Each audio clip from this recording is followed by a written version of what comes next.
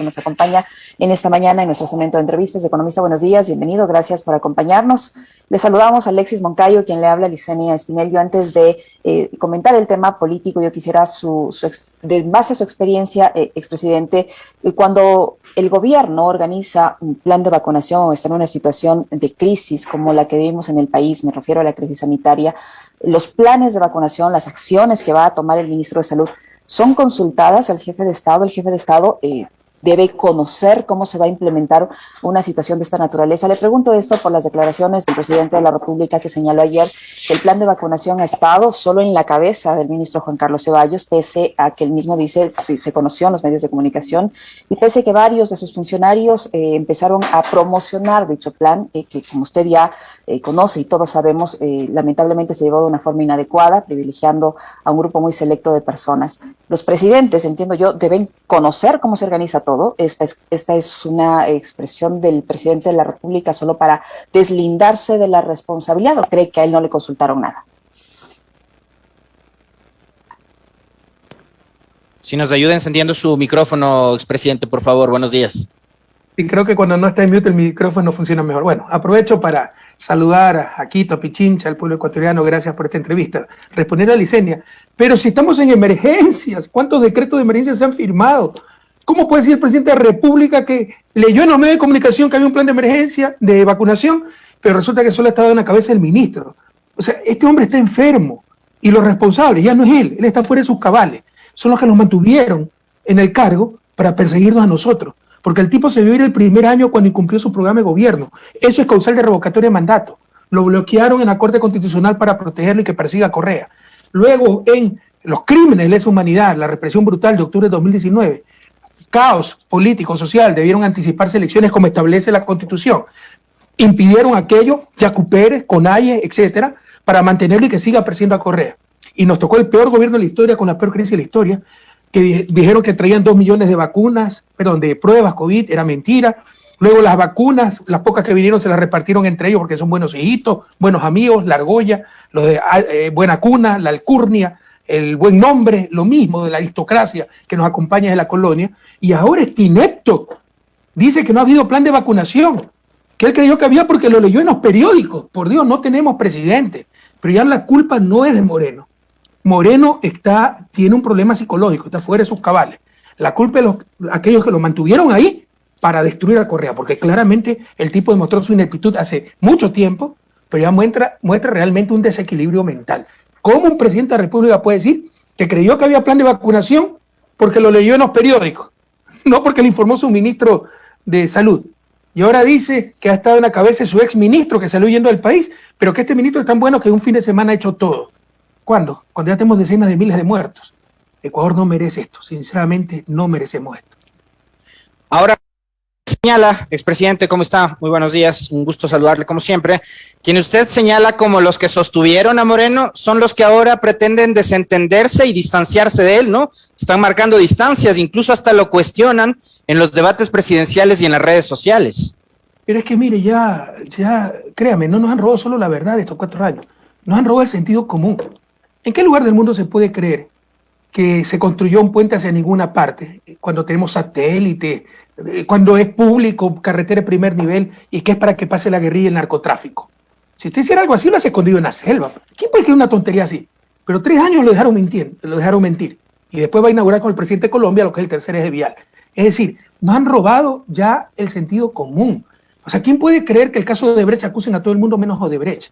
¿Quién puede creer que Trujillo se declara emperador y en lugar de mandarlo a un psiquiatra o al manicomio, lo aplauden y lo apoyen para que destrocen a la patria? ¿Quién puede creer un expresidente acusado de influjo psíquico para manejar una organización criminal de Carlos Soborno?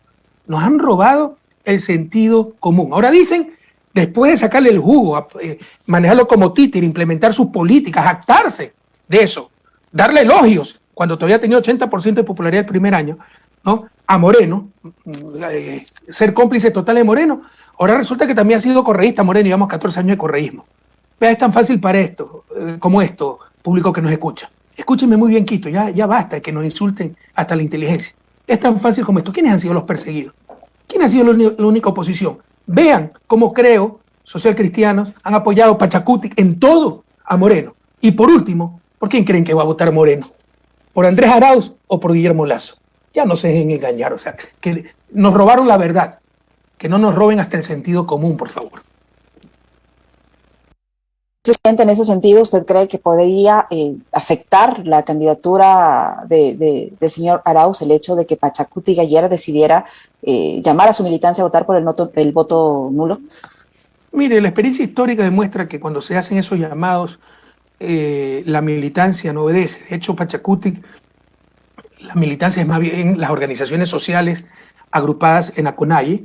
Ese pueblo indígena, esas comunidades indígenas, claramente recuerdan que con nosotros mejoraron muchísimo su nivel de vida, se duplicó la matrícula en las universidades, hubo escuelas del milenio, electrificación, carreteros, internet, centros de salud, fortalecimiento del seguro social campesino y tantas cosas. En un momento dado pueden votar por alguien que se hizo pasar como indígena que no es indígena, pero luego que le digan que voten nulo, cuando tienen para escoger entre un banquero, y ellos saben lo que ha pasado en el país, en el 99 de la crisis bancaria, los que me escuchan, ¿a quién de ustedes le perdonaron un centavo durante la crisis los banqueros? Y ahora sí, para obtener su voto, el voto de la gente, dicen que van a perdonar las deudas. ¿Por qué no lo hicieron antes? ¿No? Entonces, los indígenas es un pueblo, no son ingenuos. Entonces, claramente saben que vivieron mucho mejor con nosotros, saben las políticas que tuvieron y saben lo que es un banquero. Entonces, no creo que el llamado de Pachacuti tenga efecto y ese pueblo indígena votará por Andrés Arauz. ¿Qué pasará con el voto, expresidente? Ayer Javier Herbas hizo un coqueteo de carácter político con Guillermo Lasso, a quien le llamó a dialogar en una entrevista en medios de comunicación, y horas más tarde la dirigencia de la Izquierda Democrática, con Guillermo Herrera, su presidente, y con Vilma Andrade, la asambleísta reelegida en estas elecciones, marcaron distancia de la decisión de Herbas y han dicho que ellos no van a votar por ninguna de las dos opciones. En ese caso, ¿qué hará el votante socialdemócrata, quien optó por Herbas en la primera vuelta? No necesariamente votaron por Herbas los socialdemócratas. Estamos en una coyuntura muy especial. El daño que ha hecho Moreno es gigantesco. No solo ha destruido lo tangible, no solo nos ha retrasado décadas en salud, en educación, en infraestructura, en servicios públicos. Tal vez el mayor daño es el intangible, la pérdida de fe en nosotros mismos, de nuevo la desconfianza en la política, en todos los políticos. Entonces hay un voto antisistema. Y yo creo que Herbas y el propio Yacu Pérez recibieron ese voto antisistema contra todo. Ya, como decía Lasso, no usted sabe la expresión que utilizó. O sea, Herbas, ¿qué hizo? Salió en TikTok con patineta, salió disfrazado de viuda. Yacu Pérez, que va a exportar barriles de agua. Y cómo miente, ¿no? Y ese es el otro problema, la tolerancia a la mentira, cosas absurdas. Como les decía, no solo nos roban la verdad, nos roban la inteligencia. Que supuestamente el fraude que le hicieron fui yo como Nebot, que me he reunido con Nebot. Y mi influjo psíquico es tan fuerte que de Bélgica logré manejar un Consejo Nacional Electoral que por todos los medios nos ha perseguido, nos ha tratado de impedir participar para que le hagan fraude de Yacu Pérez. ¿Quién puede creer una tontería así? Pero nadie le dice nada. Entonces, no son los socialdemócratas los que han votado por Herbas. Los verdaderos socialdemócratas es imposible que voten por Lasso, porque por definición, no, lo contrario, el neoliberalismo es la socialdemocracia y el centro hacia la izquierda, es por definición. Y obviamente Lasso es neoliberal, sus propuestas son neoliberales. Como ha gobernado con Moreno, es con políticas neoliberales que nos han hecho quebrar, como siempre ocurre con las políticas neoliberales, sobre todo en países en vías de desarrollo, como ya lo hicieron en el 1999 en Ecuador. Entonces yo creo que esos verdaderos socialdemócratas tampoco le van a hacer caso a la dirigencia y votar nulo, no van a despreciar su voto y van a votar por Andrés Arauz, porque está mucho más cerca de nosotros que somos la izquierda, el centro izquierda son ellos, la verdadera socialdemocracia, la socialdemocracia que dirigió Rodrigo Borja, a quien respetamos muchísimo, son muy cercanos a nosotros, no pueden unirse con el neoliberalismo, una contradicción. Pero ahí hay gente que votó antisistema, entonces esa gente sí puede anular el voto o tal vez algunos irán con Lasso, ¿no? ¿Y cuál es la clave para ganarse esos? Bueno, usted cree que tengo todas las respuestas, ¿no? A las preguntas. Por eso son las elecciones. Si tuviéramos todas las respuestas, diría, vamos a ganar o vámonos a ya descansar nomás y tirarnos una hamaca. Hay que trabajar como el primer día, como si no tuviéramos un solo voto. Nuestra fórmula es sencilla. Eso es lo que le he dicho a Andrés y siempre repito a nuestra militancia.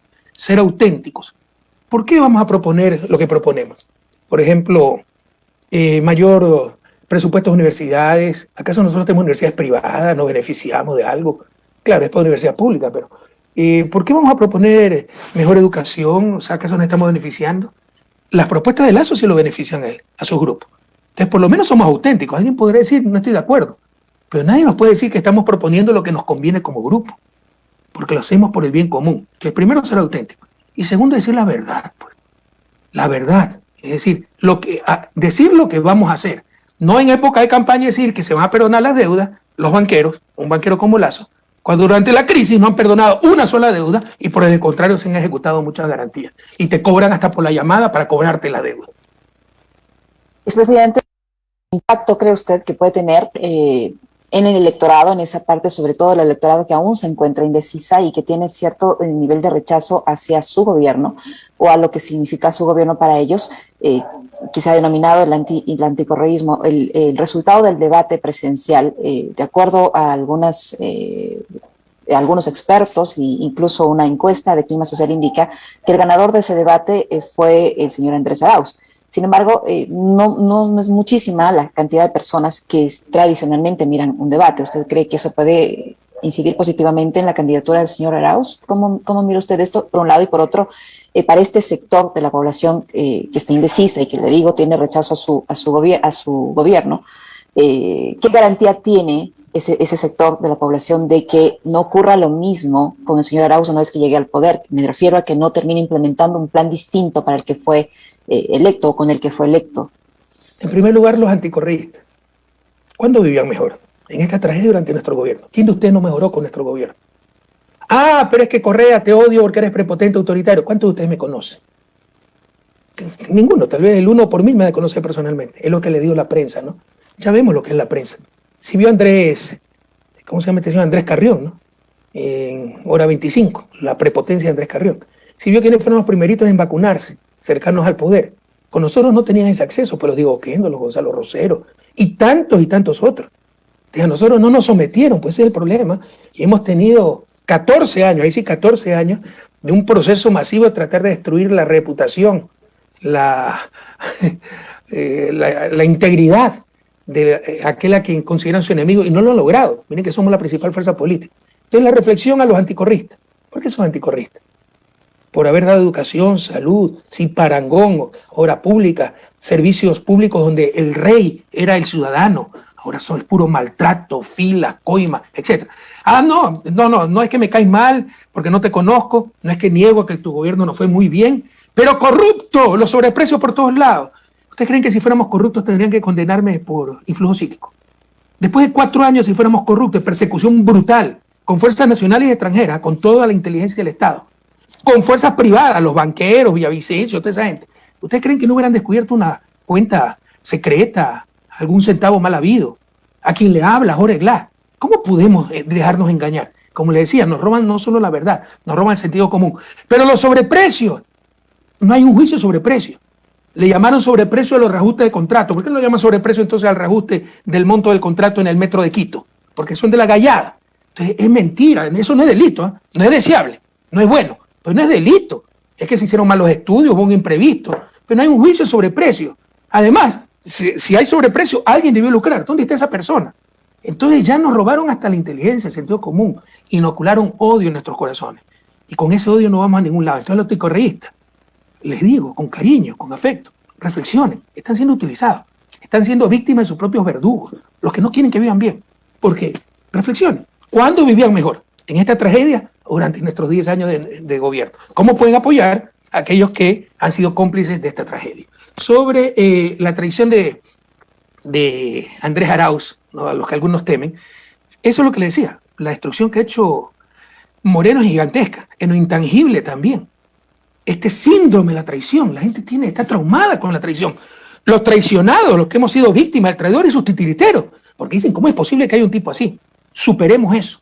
Los ecuatorianos no somos así. Moreno es un accidente histórico. Yo creo que está enfermo mentalmente. Eso no va a volver a ocurrir. Si Andrés Arauz fuera traidor, ya no hubiera traicionado, pues en 4 años también ha sido perseguido. Y sobre el debate, yo creo que es claro, obvio, que clamoroso que Andrés lo ganó, no solo en el fondo, en la forma, en la imagen. Era el futuro, la innovación, las ideas, frente a lo viejo, frente al poder decrépito, frente a 40 años de política y gobiernos fracasados, todos los gobiernos donde participó Lazo, por eso le dice Lazo Saladazo, ¿no? Maguad, Gutiérrez, Moreno, en todos Todos esos gobiernos han fracasado. Entonces creo que el debate ayuda, pero el debate lo ve 5% de la población. Y ese 5% de la población, 90% está decidido. Entonces no podemos sobreestimar la incidencia de un debate que claramente lo ganó Andrés Arauz. ¿Qué decir, expresidente, con esa frase que utilizó Guillermo Lasso y que además a mucha gente lo que hizo fue simplemente ayudarle a confirmar que se trataba de la asesoría de Durán Barba, repitiendo las mismas recetas que ya utilizó antes en elecciones como la de Argentina entre Macri y Scioli, ¿no? La del famoso Andrés, no mientas otra vez. ¿Cuánto efecto puede generar eso en el sentimiento del votante ecuatoriano? Yo creo que les está surtiendo el efecto contrario. Es un error de marketing político gravísimo. Si usted quiere hacer una campaña sucia, la que hacen los mediocres, en lugar de proponer algo, denigrar al oponente, tratar de demostrar no que soy mejor, sino que el otro es peor, eso es ser mediocre, bueno, por lo menos no utilice el nombre de su oponente, porque está fijando en la conciencia colectiva el nombre, y eso es importantísimo. El primer paso para cualquier político es ser conocido. Así lo quieran, lo odien, pero debe ser conocido. Y lo que ha dado Lasso es a conocer aún más a Andrés Arauz. Pero como tú bien dices, esa es la táctica de Durán Barba. Revisen, el gran Simón Bolívar decía, no nos dominarán por la fuerza, sino por la ignorancia, por el engaño. Revisen el debate Macri-Scioli, Mauricio Macri, quien finalmente ganó la elección con muy poco, su director de campaña era Durán Barba, ecuatoriano. Uno de los vacunados, de paso. Ya me iba a referir a eso. Daniel, ¿por qué mentís? Daniel, ¿por qué mentís? Y a cada rato mentís. Y trató de posicionar que el otro era mentiroso. Finalmente todo lo que dijo Scioli se cumplió. Ahora le dicen el vidente a Scioli, porque todo lo que dijo ese momento se cumplió. Pero en todo caso es el mismo Durán Barba el que está asesorando a Lasso. Y coincidencia, es de los vacunados Gold. Usted ve ahí la complicidad de Lasso con el gobierno, la corruptela, la falta de honestidad. Entre otros, vacunaron a Durán Barba para que pueda apoyar en la campaña a Lasso. Con los procesos abiertos en Bolivia en contra de la presidenta de facto Yanine Áñez, acá en el Ecuador se ha empezado a generar una serie de cucos en el sentido de que si el señor Arauz gana la presidencia de la República, usted a través, no sé cómo, no sé si también por influjo psíquico, pero en todo caso usted como va a tomar venganza, va a cobrar venganza. Y ya empezaron por allí algunas personas a meter ese miedo en la población antes de la elección de la segunda vuelta. ¿Qué va a pasar si el señor Andrés Arauz gana? ¿Usted va a cobrar venganza como temen esas personas? Cada ladrón juzga por su condición. Si algo nunca he sido en mi vida es vengativo, yo creo que la vida es demasiado corta para odiar. Y tal vez he sido demasiado ingenuo. Porque yo tuve gente antes de ser presidente que me persiguió, me pusieron juicios penales por denunciar corrupción. ¿Quién de ellos fue perseguido? Esa no es mi manera de ser, pero eso es lo que trata de posicionar cierta prensa en esta manipulación, pero además juzgando de acuerdo a su condición. Lo que sí debe haber es justicia. Y aquí, perdóneme, usted sabe que, bueno, soy católico practicante, el Papa Francisco lo considero mi amigo, lo admiro muchísimo. Su última encíclica es una belleza, Fratelli Tutti, todos hermanos. Él lo dice muy claramente, aquí no hay dónde perderse. Cuidado, confundimos perdón con impunidad. Por la impunidad estamos como estamos. Mire, usted sabe lo que yo pienso de Abdala Bucaram, lo peor de la política ecuatoriana. Pero a él lo sacaron inconstitucionalmente. Y en lugar de ser reemplazado por la vicepresidenta Rosalía Arteaga, hacen los amarres de siempre, MPD, toda esa gente, los de siempre, y lo ponen a Fabián Alarcón.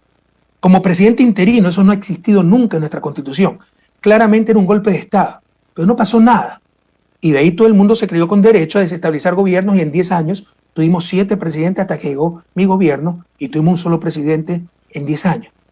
Volvieron a hacer trampa, a permitir que Moreno haga todo, consulta mañosa, Trujillo se declara emperador. Ya vamos por el 4º vicepresidente. Y le aseguro que si no gana Andrés Arauz, esta inestabilidad seguirá, porque no hay proyecto, no hay fuerzas políticas que apoyen con contundencia, como nos apoyan a nosotros, un proyecto de país. Y porque se dio el mal ejemplo y se dio en impunidad. Pero ¿qué nos dice el Papa Francisco? No se trata de proponer, miren, es el párrafo 241, a los católicos practicantes, y a los que no lo son. Creo que el Papa Francisco es un líder moral para creyentes y no creyentes, ¿no? Lean el párrafo 241, 242 de la encíclica Fratelli Tutti, es la tercera encíclica del Papa, la última, una maravilla, como la segunda, que era Laudato Si. Dice, párrafo 241, no se trata de proponer un perdón renunciando a los propios derechos ante un poderoso corrupto, ante un criminal o ante alguien que degrada nuestra dignidad. Amar a un opresor no es consentir que siga siendo así. Quien sufre la injusticia tiene que defender con fuerza sus derechos. Nadie me prohíbe que exija justicia. Y el perdón no solo no anula esa necesidad, sino que la reclama. Párrafo 242, estoy resumiendo. La clave está en no hacerlo para alimentar una ira que enferme el alma personal y el alma de nuestro pueblo, o por una necesidad enfermiza de destruir al otro, que desata una carrera de venganza. No hay que hacerlo por venganza, no hay que hacerlo por ira, no hay que hacerlo por odio, hay que hacerlo por justicia, por verdad, porque si no, no tendremos democracia, porque si no, no tendremos desarrollo, si estas cosas quedan en impunidad. Alguien tiene que ser responsable de toda la persecución política. Mira lo que está pasando en Brasil. Ya se descubrió cómo Moro, ¿no?, fue un juez totalmente parcializado para impedir que Lula sea candidato, y le robaron la libertad a Lula y la democracia a Brasil, y lo pusieron a Jair Bolsonaro en la presidencia, porque si Lula era candidato, él ganaba las elecciones. Ya se derrumbó toda esa parodia, todo ese show, y ahora el acusado es Moro, pero el daño ya está hecho, el daño es gravísimo. Entonces, si esto queda en impunidad en Brasil como en Ecuador, se volverá a repetir. Usted vea que aquí todos mis casos le cayeron a Camacho, ¿no?, a la inefable jueza Camacho, ¿por qué será? Pero además, las corruptelas de ahora, el reparto de hospitales que se ha hecho, los carnets discapacitados, falsos, el financiamiento de la consulta mañosa con plata de las empresas públicas, eso está comprobado, la cuenta secreta de Lenín Moreno, las vacunas, donde muy suelto el juez reconoce un ministro que con dinero ajeno él es buen hijito y vacunó primero a su mamá, y los demás no queremos a nuestras madres. ¿Dónde está el honor, los principios? Eso no puede quedar en impunidad, no por odio, no por revancha, por justicia, porque si no, no tendremos democracia, no tendremos desarrollo, no tendremos siquiera civilización. La base de la civilización es la justicia, el sistema de justicia. Y en ese cuadre al que usted se refiere a propósito de la pregunta de Licenia, expresidente, tiene que entrar también lo sucedido a partir de la publicación del informe sobre los hechos de octubre, informe elaborado por una comisión totalmente independiente y autónoma de la Defensoría del Pueblo, aunque convocada por ellos, en donde se establecen los delitos de lesa humanidad cometidos por la fuerza pública y por el gobierno de Moreno. ¿Qué pasa? ¿Qué debería pasar en la justicia con el informe de octubre de 2019? Alexis, en un Estado de Derecho se investigan delitos, no personas. En octubre del 2019 hubo 11 muertos. Decenas de ciudadanos perdieron un ojo. Si tú hubiese perdido un ojo, ¿sabes cómo te sentirías? Miles fueron heridos, fueron puestos en prisión arbitrariamente. Hay que investigar esos delitos, lo que ha hecho el Defensor del Pueblo, porque no lo hizo Fiscalía. Fiscalía está totalmente vendida al gobierno. Al Defensor del Pueblo no lo conozco. Lo puso Trujillo. Ahora sé que trató de evitar que sea él el Defensor del Pueblo porque no lo controlaba. Y realmente ha sido una sorpresa. Yo creo que es un viento de esperanza en la decadencia que tenemos actualmente como país. No lo conozco, creo que es anticorreísta. Creo que me ha criticado muy fuertemente. Pero qué hombre más valiente y tratando de buscar la verdad. Y siempre vamos a apoyar la verdad y la valentía para buscarla. En todo caso, y no he hablado con él, nada, por si acaso, porque quiere decir que es correísta, que lo manejó por influjo psíquico. Él investigó lo que tenía que investigar la Fiscalía y ha dicho las cosas claras. Pero un Estado de Derecho, escúchenme, ciudadanas y ciudadanos de Quito, de Pichincha, del Ecuador, crezcamos en democracia, crezcamos en conciencia colectiva del Estado de Derecho. En un Estado de Derecho se investigan delitos, no personas. No es que me cae mal Correa y voy a buscar de qué acusarlo. No. Dado que hubo 11 muertos, tengo que ver qué causó esos 11 muertos. Si hay responsabilidad, puede ser penal, puede ser tan solo política, ¿no? De acuerdo al defensor público, del pueblo, perdón, no solo hay responsabilidad penal, sino de lesa humanidad, que son delitos que se persiguen internacionalmente y no prescriben. Entonces, por supuesto que hay que investigar una muerte, por supuesto que hay que investigar represiones brutales, sin precedentes al menos, en la época democrática de nuestro país.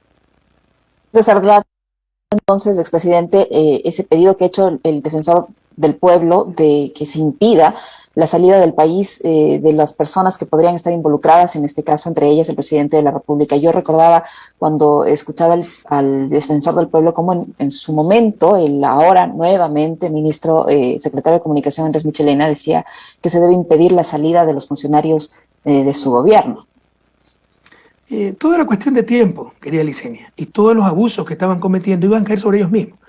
Ahora que digan que no es procedente, pues que pida que el impedir la salida de Moreno del país, el defensor del pueblo, que es una autoridad, ha hecho una investigación con una comisión de la verdad, que si son algo es anticorreísta, contrarios a nosotros, ¿verdad?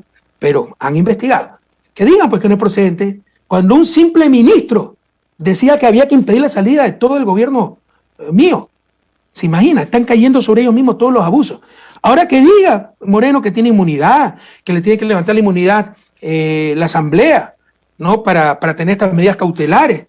Cuando a mí me han llenado de juicios sin levantarme la inmunidad en ningún momento, pese a que la jueza Camacho lo pidió, se lo rechazó la Asamblea y en lugar de acusar por desacato a la Asamblea, se allanó. Y sin levantamiento de inmunidad acusa a un expresidente de todas las cosas. 39 juicios penales tengo.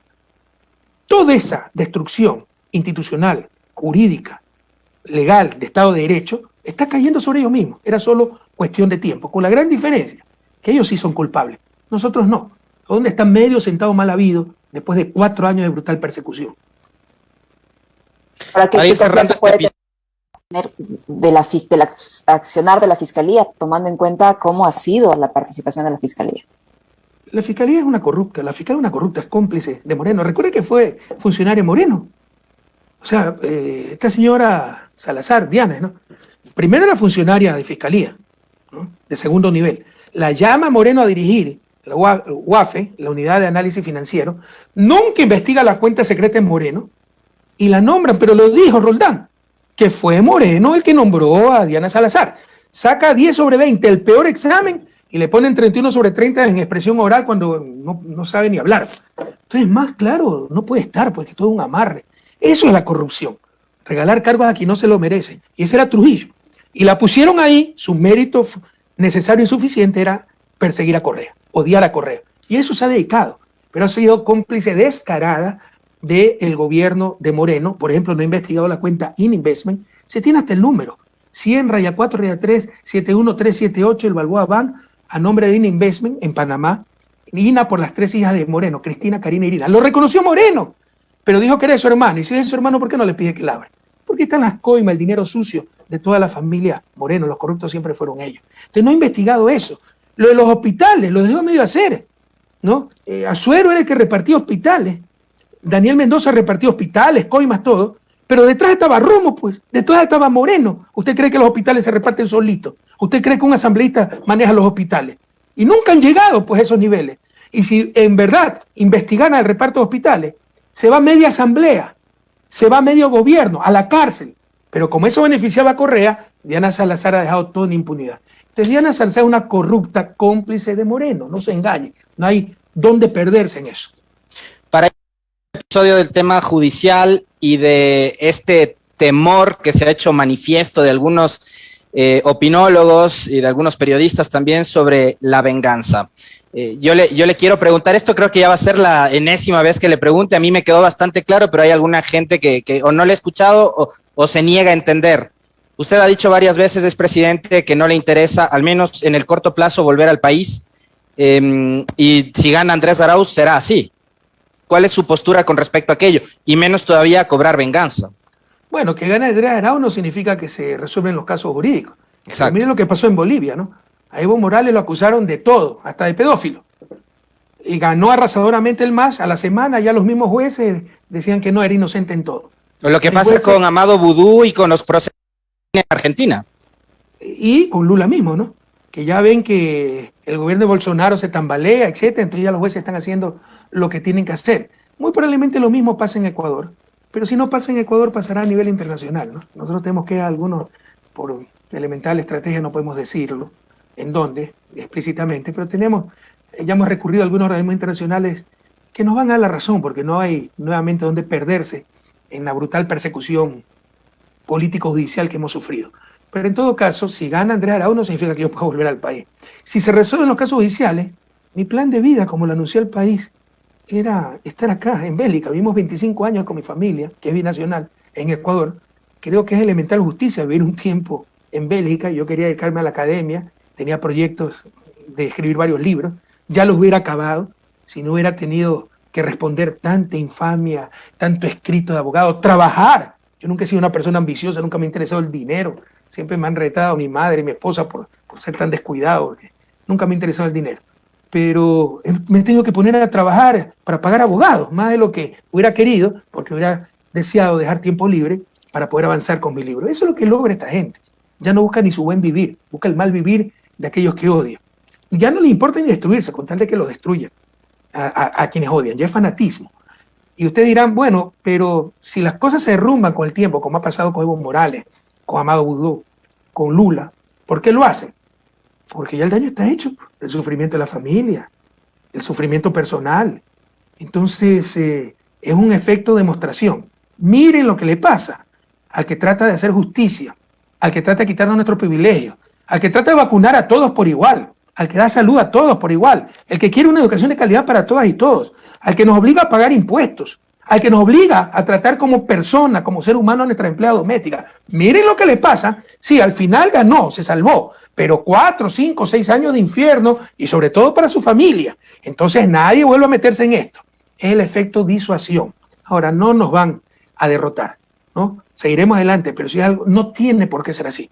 No tiene por qué ser tan duro hacer lo correcto, que como dice la canción de Joaquín Sabina, que ser valiente no salga tan caro, que ser cobarde no valga la pena. Pero en todo caso, mi vida está acá por lo pronto, así se resuelven los problemas jurídicos. Obviamente regresaré en ese momento para darle un abrazo a mi madre, a mis seres queridos, visitar a algunos amigos, las tumbas de amigos y familiares que han muerto con COVID, etc. Pero, y lo de la venganza, pues ya lo dijimos, ¿no? Cada ladrón juzga por su condición, pero lo que sí se requiere es justicia. No podemos perdernos en eso. Sin odio, pero con memoria. Si dejamos en impunidad todo lo que ha pasado, seguirá pasando. Y jamás tendremos democracia y tampoco tendremos desarrollo. Alguien el otro día en una conversación, expresidente, este tema, este capítulo, me decía, me encantaría que algún día el expresidente Correa explique la dimensión de esa frase, sin odio, pero con memoria. ¿Qué significa sin odio, pero justicia, sin impunidad? No confundamos el perdón con la impunidad. Usted a nivel individual puede tomar esa opción, ¿no? A su enemigo, que le ha hecho de todo, decir, bueno, perdón y olvido, no te preocupes. Pero como sociedad, eso se llama impunidad. Eso deteriora los cimientos mismos de la sociedad, ¿no? Que si alguien atentó contra el Estado de Derecho, contra los derechos demás, tiene que responder. Eso se llama civilización. Entonces, no nos confundamos esas cosas. Mire, por si acaso, solo el día de hoy vino un funcionario desde Bruselas, yo vivo a 30 minutos de Bruselas, a entregarme una nueva comunicación, la enésima de Contraloría, que le han enviado a la embajada por DHL. El nombre hasta el funcionario, se llama este señor Juan Ignacio Granja. Yo casi no he salido estos días por el COVID, salí a hacer unas compras en bicicleta y justo ese rato vinieron a entregar esto.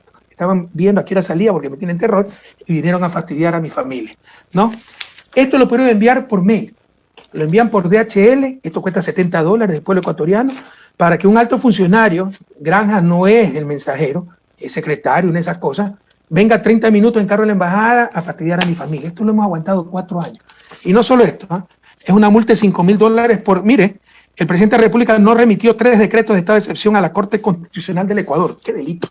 Dentro de las 48 horas posteriores a su emisión. ¡Qué delito!, ¿no? Entonces, por eso multa de $5.000, enviar por DHL y traer un funcionario. Enviar un funcionario en carro de la embajada hasta donde vivo, la ciudad donde vivo, para que fastidie a mi familia. Cuando todo esto se puede hacer por email, como en el siglo XXI, pero no solo eso. La Contraloría que además en el tema de las vacunas, ni fu ni fa, ¿no? Eso es otro pillo, pues. Es otro pillo, ese es el que trata de impedir las elecciones porque está aterrado, pues sabe que tendrá que enfrentar a la justicia. Y no es venganza, por Dios. Pero no podemos permitir otro Pablo Celi. No podemos permitir otro fiscal que sacó 10 sobre 20. Hubo gente que sacó 16, 17 puntos en el examen, habló mucho mejor que ella y le regalaron el puesto. Eso es corrupción, no podemos seguir así. En todo caso, fíjense también la contradicción, ¿no? Esta comunicación es el 1 de diciembre y me dan 30 días para contestarlo, se ejecuta la multa. Ya está ejecutada. Aquí tengo la prueba, el propio, se llama Juan Ignacio Granja, este tipo. Hoy, 23 de marzo del 2021, a las 2:40, se ha procedido a notificar por primera ocasión al señor Rafael Correa, por primera ocasión, la comunicación de la Contraloría del 1 de diciembre, dándome 30 días para contestar. Esto hemos tenido que aguantar 4 años. Este hostigamiento, este acoso, este desperdicio, despilfarro de recursos del pueblo ecuatoriano para tratar de destruir a Correa. Claro, no han hecho daño. No han sido años tranquilos. Pero le dejan en la indefensión. En este caso lo dejan en la indefinición. Por supuesto, pero sobre todo la familia sufre mucho, porque por último yo opté por la política, pero mi familia no. Entonces, eso es lo que buscan, quitarte hasta la tranquilidad familiar. No nos vencerán, pero no tiene por qué ser así. Ojalá superemos esta etapa tan fea de la historia ecuatoriana y que nunca vuelva a ocurrir. Pero para eso se requiere que haya justicia, porque si queda en impunidad, seguirá ocurriendo una y otra vez. Expresidente, en estos días hay las versiones de cierto sector de la prensa que piden que se investigue las donaciones que hacen para la campaña del señor Andrés Arauz a través del crowdfunding. Ya por allí dice el señor Villavicencio que podría haber incluso un tema de lavado de activos y se ha llegado incluso al extremo de pautar como publicidad en algunos medios radiales aquí en el país que alertan a las personas que hacen sus donaciones a través del crowdfunding porque podrían incurrir en este tipo de delitos. ¿Qué decir respecto a estas denuncias y cómo se realiza esta campaña? ¿Se hacen los reportes, etcétera, etcétera? Háblenos, por favor, de la licitud de este mecanismo. La lista es pública, por ley es pública. Está en el Consejo Nacional Electoral. No tenía que investigar nada, Villavicencio. Pero en primer lugar, qué pena que perdamos el tiempo en estas cosas y no en hablar de los problemas del pueblo ecuatoriano, las vacunas, la crisis económica, la inseguridad y tantas cosas para las cuales tenemos respuestas. Lo hemos hecho, lo podemos volver a hacer y de mucha mejor manera, corrigiendo errores, aprendiendo de la experiencia. Segundo, créame, yo vivo en un país desarrollado, pero he vivido también en Estados Unidos, en otros países desarrollados. Y aquí un Villavicencio será un payaso, pues nadie le hiciera caso. Para empezar, obtuvo su título por correspondencia en una universidad que cerró por falta de calidad académica, Universidad Cooperativa de Colombia. Todo es corruptela. Él no investiga absolutamente nada. Eso se lo pasan los servicios de inteligencia del Estado. ¿Usted cree que Arroz Verde lo investigó él? Todo es hackeado por parte de lo que es la Senaín, ahora sí es como se llame. Se lo pasa el propio gobierno, es burropía del gobierno. Entonces, primero lo llamaron, Odebrecht puso presidente, acuérdense. Chuta, se dieron cuenta que no coincidía la fecha, que el supuesto aporte de Odebrecht era después de la campaña de la elección presidencial del 2013, fue entonces Arroz Verde. Y como eso no tenía mucha connotación, lo rebautizaron, caso único creo, marketing judicial, como secuestros. O sea, ya condicionando a la gente que había un delito y que el delito era de secuestro. O sea, marketing judicial, eso no existe. ¿Ya? Pero bueno, ¿usted cree que investigó algo, Villavicencio? Eso se lo pasa inteligencia. Y esto del crowdfunding también es inteligencia y una persecución brutal, y lo único que demuestra es la complicidad del gobierno con Lazo y la intimidación que reciben todos los que nos quieren apoyar. Acuérdense que Juan Sebastián Roldán también amenazó a los candidatos correístas que le iba a perseguir la justicia. ¿Se acuerda o no? Ahora, los que nos ayudan con financiamiento, la lista es pública, está en el Consejo Nacional Electoral, amenazados que es lavado de dinero. Eso es parte de la campaña sucia, pero lo único que muestra, además de lo que es Villavicencio, que no es periodista, es un chantajista, cobra por lo que calla y cobra por lo que dice. ¿Cuántas veces ha mentido? Recuerda que alguna vez dijo que había comprado en efectivo una casa de $280,000, ¿no? Lo único que demuestra esto, además de lo que le acabo de manifestar, es la complicidad del gobierno de Moreno con Lazo, porque está poniendo todo el servicio de inteligencia del Estado para ayudar a Lazo con esta campaña sucia contra nosotros.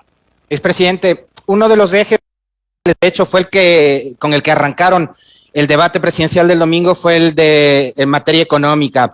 ¿Cómo prevé usted que va a ser el país que asuma Andrés Arauz o Guillermo Lazo a partir del 24 de mayo? ¿Cómo ve usted la economía post-pandemia en este 2021? Bueno, ya lo he dicho, el próximo gobierno no recibirá un país, recibirá ruinas. Ahora, si lo recibe Lazo, estará contento, porque dentro de esas ruinas hay ganadores. La banca en el 2020, cuando todos perdieron, cuando la gente perdió su empleo, cuando la gente no tenía para darle comer a sus hijos, para pagar la renta, cuando está ahogada con las deudas, la tarjeta de crédito, las letras vencidas del préstamo que hizo a la banca ganó más de $230 millones y en el 2019 ganó más de $600 millones. En términos brutos ha ganado como $1.000 millones estos 2 años. Entonces, en 2019-2020, ya el 2019 estábamos en recesión. Entonces, dentro de las ruinas en que han dejado el país, hay gente que gana y va a seguir con ese modelo. Quieren cambiar, volver a esa senda de prosperidad del 2007 al 2017, o no éramos prósperos. Es que Correa fue suertudo, las tantas cosas por delegitimar. Miren, nuestras políticas se estudian en universidades extranjeras, a mí me invitan por todos lados para hablar de la experiencia ecuatoriana. Pero no solo aquello, si nosotros fuimos suertudos, los gobiernos locales también, porque por ley, los ingresos proporcionalmente a los ingresos que recibe el gobierno central. Si a nosotros se nos triplicaron los ingresos, que fue por renegociar los contratos petroleros y por mejor recaudación tributaria, al municipio de Quito, de Guayaquil, a la prefectura de Pichincha, Guayas, también se le triplicaron los ingresos. ¿Cuál de estos gobiernos locales hizo de lejos lo que hizo el gobierno central? No podrán delegitimar la mayor transformación del país, al menos en los últimos 50 años. En todo caso, hay que retomar esa senda de progreso, ¿no? El próximo gobierno recibirá un país en ruinas. No podemos perder tiempo, no podemos arriesgarnos. Peor seguir con las políticas que nos han llevado a esta tragedia, ¿no? Sabemos cómo reactivar la economía, los resultados se verán pronto. No recuperaremos inmediatamente los niveles precrisis, eso tomará un par de años, pero inmediatamente sí se sentirá la reactivación económica con la inyección de liquidez. ¿Por qué? Porque la pandemia ha sido un choque, lo que llamamos los economistas choque externo, gravísimo, pero temporal. No es algo permanente, no es que la tierra se desertificó y ya no vuelve a producir, no es que las máquinas quedaron obsoletas y ya no tenemos cómo ser competitivos, no es que le cortaron las manos al pueblo ecuatoriano. Y las necesidades siguen ahí, de comida, de ropa, de servicios, etc. Se trata solo del estímulo, la inyección de liquidez. Eso es lo que dice Andrés, la liquidez, la coordinación. Darle, por ejemplo, $1.000 a los pobres que consumen en el país, no en Miami, esa plata queda circulando en la economía y se reactiva toda la economía y nos beneficiamos todos. Entonces, con ese plan, los resultados se verán en el corto plazo, rápidamente. Sin embargo, superar totalmente la crisis sí tomará un par de años. Con el empleo, expresidente, ¿cómo, en caso de que llegue a la presidencia, señora Arauz, cómo van a reactivar el empleo, sobre todo para los jóvenes y las mujeres que se han visto muy, muy afectadas durante estos meses de pandemia por la pérdida de los puestos de trabajo? En febrero, de acuerdo a las cifras del INE, 87,000 personas perdieron sus puestos de trabajo y de ese grupo muchísimos son jóvenes y muchas también mujeres. Bueno, yo no soy el candidato, pero sí tengo la respuesta para eso porque participé y obviamente estoy en conocimiento del plan de gobierno, pero en todo caso, cuando usted da ese bono de emergencia a los pobres, como está haciendo Estados Unidos, tercera vez que da un bono de $1.400 y cada miembro de la familia, o sea, si son 5 son $7,000, pero allá son técnicos, nosotros somos populistas, qué indignación que da todo eso. Cuando usted da $1.000 a una familia pobre, que no va a consumirlo en Miami, con esos $1.000 esa madre, jefa de hogar pobre, va y paga lo que fió en la tienda. Con ese crédito ya cobrado por parte del tendero, puede pagar el alquiler que estaba atrasado. Con esa plata del alquiler, el dueño de la casa, que no es pobre, puede invitar a los tiempos a su esposa al restaurante. Con esa platita que le ingresó por los nuevos clientes, al dueño del restaurante puede recontratar a los 2 meseros que tuvo que sacar durante la pandemia. Y con ese salario, los 2 meseros vuelven a repetir el ciclo.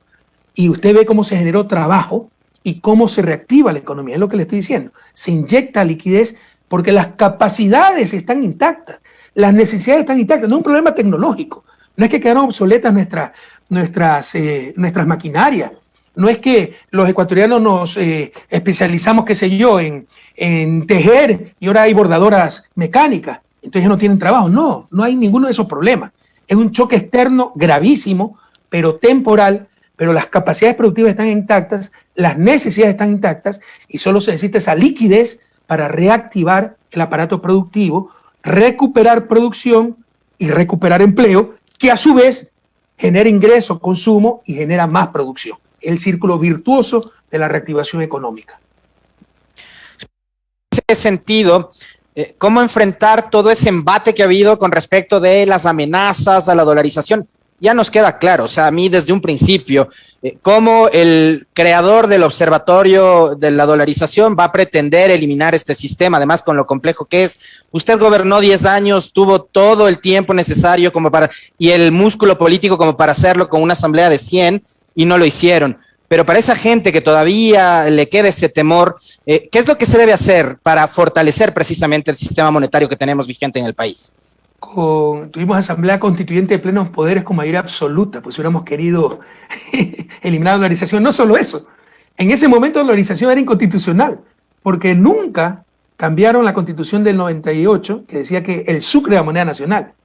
Cuando yo llegué al gobierno, la dolarización, señora, era inconstitucional, revisen. Nosotros le hicimos constitucional. Entonces, como le decía, no nos roban solo la verdad, nos roban el sentido común. Si hubiéramos querido salir del dólar y yo era el autoritario dueño del país, ¿por qué no lo hice en 10 años? atacó una asamblea constituyente de plenos poderes y cuando el dólar era inconstitucional. Ya no coman esos cuentos. Tú me dices, ¿qué hacer para que nos crean? Ya no puede hacer nada. El que cree esas barbaridades. Y dicen, no, es que si reactivamos la economía se cae la dolarización. ¿Por qué? Alguien que me lo explique. Yo soy PhD en economía, pero que me lo explique.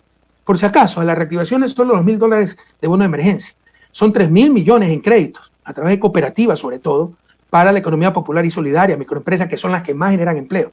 Son 3.000 millones para pagar las rentas atrasadas a los municipios, que son grandes generadores de mano de obra, con la obra pública, y para que tengan para inversión.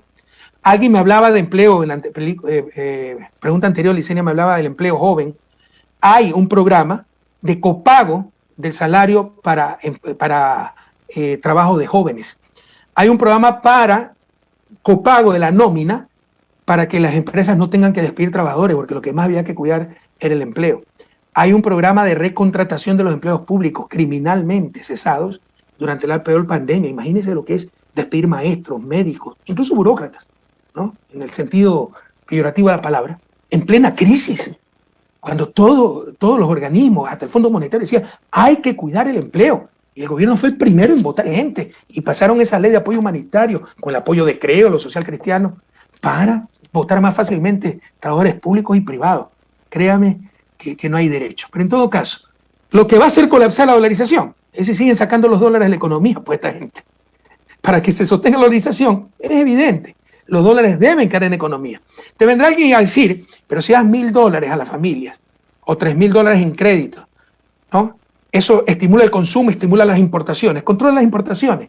Pero ahí viene el problema de economía política. ¿Quiénes son los que manejan el gobierno? ¿Quiénes están en el poder? Los grandes importadores. Que no quieren eso. Prefieren que a la gente no tenga ingresos, pero que no le controlen sus negocios. Pero además, este argumento no resiste el menor análisis. Porque si esto fuera cierto, que dando crédito, dando los $1.000 de bono de emergencia a las familias pobres, van a consumir más, eso genera más importación, más salir dólares y puede colapsar la economía, que no den crédito a los bancos, porque es exactamente lo mismo. Eso lo demuestra. Un crédito bancario produce exactamente lo mismo, ¿verdad? Da capacidad de consumo, se consume bienes nacionales, bienes importados y van a salir dólares. ¿Por qué entonces ellos no limitan eso? Entonces ahí ve usted la economía política, no la política económica, la política detrás de la economía, lo que se llama economía política detrás de ese discurso. Lo que quiere es que todo el negocio del crédito sea de los bancos, eso es todo. Anular al Estado para que todo sea privado, incluso el Banco Central. Eso es lo que está en juego el próximo 11 de abril. En cuanto a la vacunación, economista Correa, el presidente Moreno dijo ayer que los candidatos, tanto el señor Lasso como el señor Arauz, no tienen que preocuparse por las vacunas, que pueden mejorar el plan de vacunación, que entiendo lo hizo el nuevo ministro en apenas 2 días o 3 días, que está bien planeado, que se está vacunando en 13 provincias y que llegarán próximamente 1 millón de vacunas. ¿Cómo plantean ustedes la estrategia para mejorar este plan de vacunación o para implementar una vacunación masiva y más equitativa? ¿Pero quién le va a creer a Moreno? Le aseguro que no hay nada. ¿Cuántas veces no hemos escuchado lo mismo? Es que no nos dijeron que venían 2 millones de pruebas COVID en marzo del año pasado. Era mentira. Es que nos dijeron que venían centenas de miles de vacunas, llegaron 8.000, que se repartieron entre los amiguis. ¿Quién le puede creer algo a Moreno? No nos dijeron que había un plan de vacunación. Resulta que había leído en el periódico, pero no había sido cierto. Y el plan de vacunación era vacunar a Diego Kendo, vacunar a Gonzalo Rosero, los periodistas burropiés del gobierno, a vacunar a Osvaldo Hurtado, a todos sus cómplices, a Durán Barba para que le diera la campaña de Lazo sin peligro, el Club Rotario con piscina, club de lujo, música de fondo, mientras los ancianos pobres, los ciudadanos comunes y corrientes se mueren haciendo fila en los hospitales. Perdóneme la indignación, pero aquí no hay lugar para otra cosa que no sea indignación. Entonces, no le crean nada a Moreno. Créame que esto va a empezar desde cero, pero ya se han hecho los contactos a nivel internacional.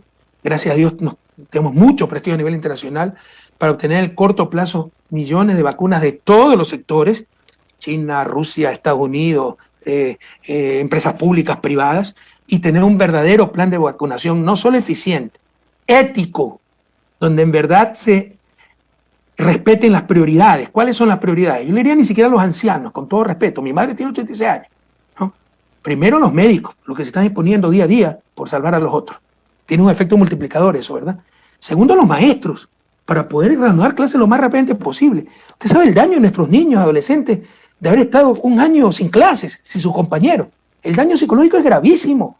Andrés fue el único que habló en el debate y el único que habla en la discusión pública de salud mental, cuando probablemente lo fundamental en este momento, el daño a estas generaciones por no tener clases es inmenso.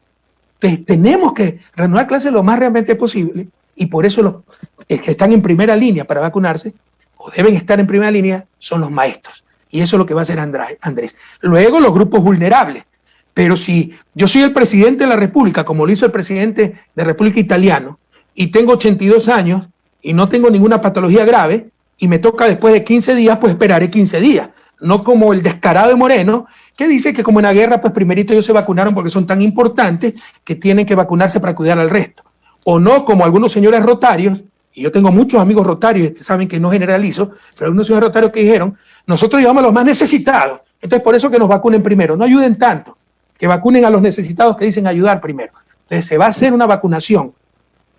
Mire, aquí puede haber anticorreístas, los que me están escuchando, pero todos saben que si yo hubiera sido presidente, ya tendríamos millones de ecuatorianos vacunados y hubiera sido el último en vacunar, porque así actuaba nuestro gobierno. Lo mismo va a hacer Andrés Arauz, ¿no? Vamos a obtener millones de vacunas, se va a vacunar eficientemente, pero sobre todo se va a vacunar éticamente, con protocolos y prioridades en función del bien común, no en función de unos cuantos pelucones. Expresidente, ¿cuál va a ser o cuál sería la posición, la postura de un eventual gobierno de la Revolución Ciudadana liderado por Andrés Arauz con respecto de, digamos, los acuerdos que están en vigencia con los multilaterales, específicamente el Fondo Monetario Internacional, y también cómo ve usted la política de apertura o no apertura del gobierno de Joe Biden en los Estados Unidos? Me hizo acordar un chiste, ¿no? Presidente, ¿qué opina de la posición rusa? A mi esposa le duelen las rodillas. Bueno, triple X, espero que no estemos en horario muy familiar. Perdón el chiste. El chiste era más con nombre y apellido, ¿eh? Pero no quiero ofender a nadie. En todo caso, mira, hay que revisar, pues el acuerdo con el... hay que revisarlo. Eso es la quiebra, la forma del desastre para el país. Son las políticas de austeridad que han quebrado a todos los países. Grecia lleva 10 años siguiendo esas políticas de austeridad y no supera la crisis. En ningún lado han funcionado. Entonces, ¿por qué las imponen? Porque al Fondo Monetario no le interesa Ecuador, ni sabe dónde queda Ecuador. Le interesa garantizar el repago de deuda. Entonces, esa política de austeridad, donde dicen, no gasten en educación, no gasten en salud, vota médicos, vota maestros, redúcele el presupuesto a las universidades, reduce el presupuesto a los gobiernos locales. Lo único que no puedes reducir es el pago de deuda. Y lo que te presto lo mandas a Suiza como garantía de pago de deuda. Beneficia al capital financiero. El Fondo Monetario es el guardián del capital financiero. No nos engañemos. No les interesa el desarrollo de los ecuatorianos, ni saben dónde está Ecuador, ¿no? Y por eso Lazo y su grupo apoyan esas medidas, porque ellos son, pues, el capital financiero. Y muchos de ellos son los que tienen deuda externa. No es el fondo ni sé cuánto, esos son intermediarios que manejan las inversiones de otros grupos, y hay grupos ecuatorianos en el poder que mantienen deuda externa. Y por eso hacen todas las cosas en función de esa deuda externa. Entonces, esas políticas hay que revisarlas, ese acuerdo hay que renegociarlo soberanamente, ¿no? Porque si no, colapsa, no saldremos nunca de este colapso. No es que colapse, ya colapsamos.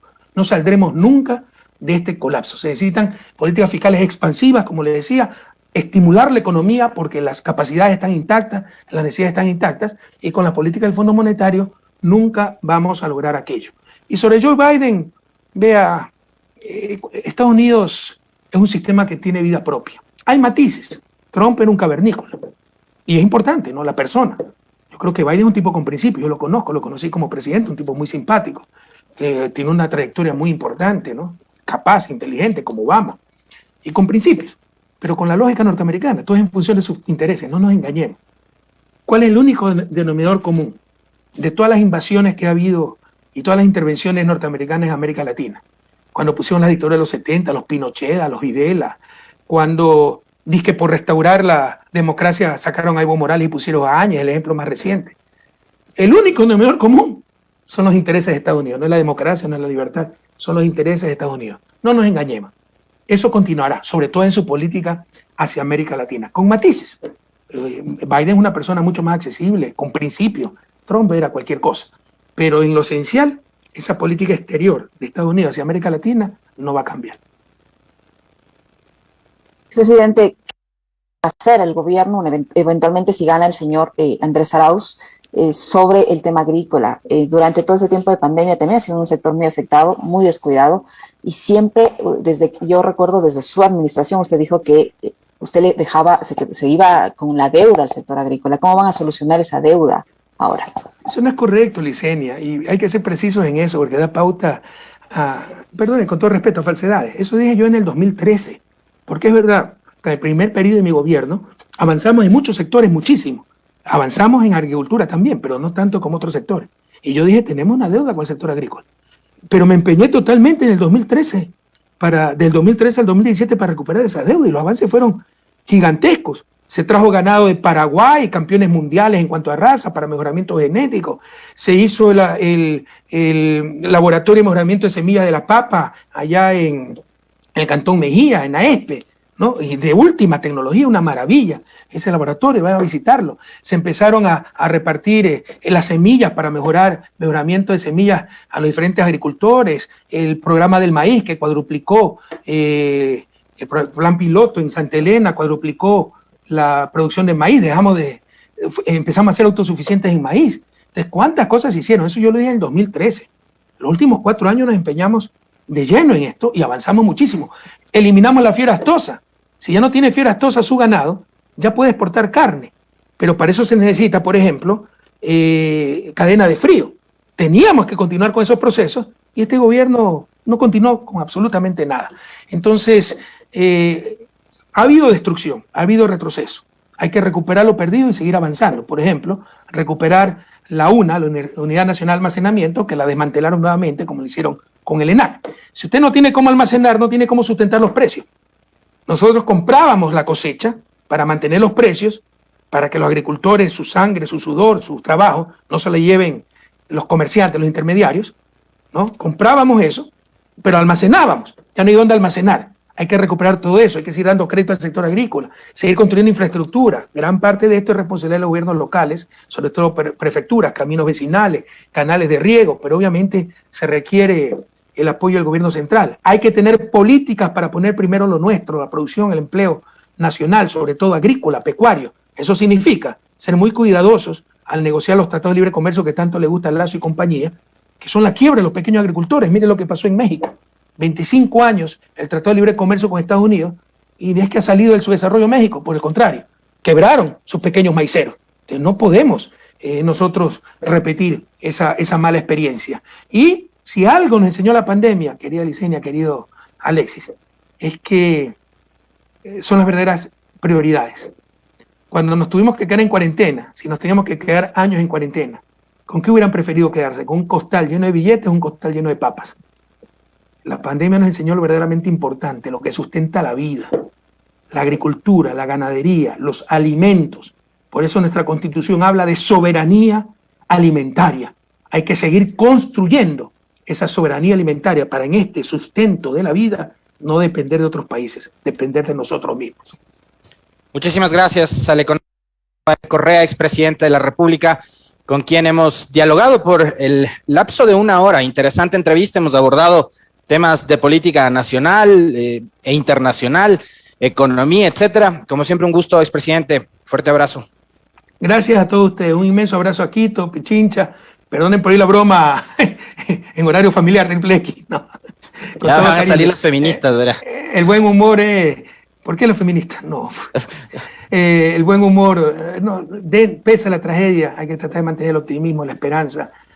No diría la alegría, son momentos duros, pero sí la paz interior, que significa la verdadera felicidad, ¿no? La verdadera felicidad no es estar alegre, se puede estar triste un momento. La felicidad es un estado mucho más permanente y viene de esa paz interior.